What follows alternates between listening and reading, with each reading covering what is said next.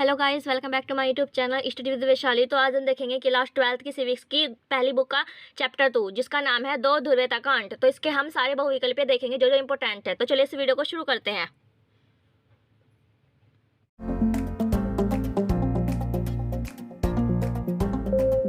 तो इसमें सबसे पहला बहुविकल्प यह है कि दूसरी दुनिया क्या है। तो वो है समाजवादी खेमे के देश, मतलब कि जो सोवियत संघ वाली दुनिया है उसको दूसरी दुनिया कहते हैं। अब ये जो सोवियत संघ है वो कितने गणराज्यों से मिलकर बनाया गया था, उस टाइम पे कितने गणराज्य थे, तो वो थे 15। अभी जो शॉक थेरेपी है वो क्या है, तो यह है आघात पहुंचाकर उपचार करना। अबे हमारा क्वेश्चन नंबर जो है सोवियत अर्थव्यवस्था की प्रकृति के बारे में लिखिए कि वो कैसी थी और इसमें से कौन सा कथन गलत है उसके बारे में। तो यहाँ पर है जनता को आर्थिक आज़ादी देना, तो मतलब कि उसमें आर्थिक आज़ादी नहीं थी, सारी मतलब की जिम्मेदारी थी वो सिर्फ सरकार उठा रही थी हर एक चीज़। तो ये एनसीईआरटी का क्वेश्चन है, ठीक है। अब है निम्नलिखित में से कौन सा सोवियत संघ के विघटन का परिणाम नहीं है, तो मध्य पूर्व में संकट, तो ये इसका परिणाम नहीं है, ये भी एनसीईआरटी का क्वेश्चन है। अब 1991 की मुख्य घटना क्या है, तो 1991 में क्या हुआ था, सोवियत संघ का विघटन हुआ था, वो टूट चुका था। और ये इंपॉर्टेंट है क्योंकि ये एक बार पूछा जा चुका है, जो एक बार पूछा गया उसकी मतलब कि 99% चांस है कि वो दोबारा से पूछा जा सके। अब 1991 में सोवियत संघ का विघटन क्यों हुआ था, तो वो क्यों हुआ था कि जो सोवियत संघ है वो राजनीति तथा आर्थिक संस्थाएं लोगों की आकांक्षाओं को पूरी नहीं कर पाए थे। मतलब कि जो सोवियत संघ की सरकार है वो लोगों मतलब कि जो उनकी जनता है उनको चाहिए था रोजगार वगैरह, वो सब नहीं पहुंचा पाई थी, इस वजह से उसका विघटन हो गया था।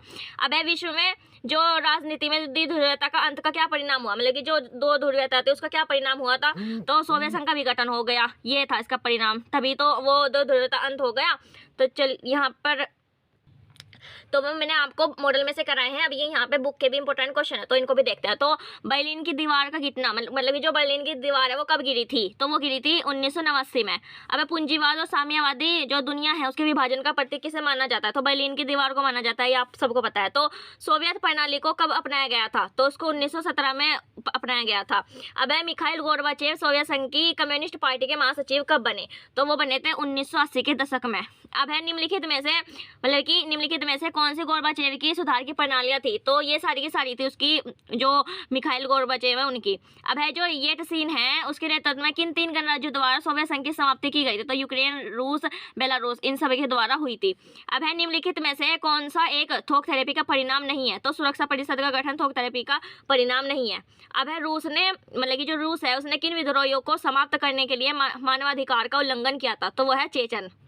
अब हम देखते हैं वो 1945 के बाद कौन सा देश साम्यवादी व्यवस्था का नेतृत्व कर रहा था, तो वो था सोवियत संघ, ठीक है।